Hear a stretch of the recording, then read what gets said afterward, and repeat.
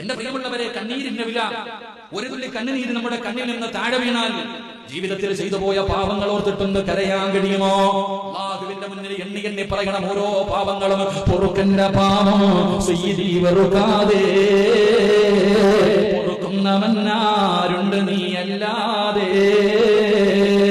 ഇഹലോക ആർഭാടങ്ങളെന്നെ വലച്ചതാ, നഫ്സെന്നെ ഉന്തി തള്ളിവിട്ടു ചതിച്ചതാ. അല്ലാതെ ധിക്കരിച്ചല്ല റബ്ബേ നിന്നെ, അതുകൊണ്ട് ആട്ടരുതിലാഹേ എന്നെ.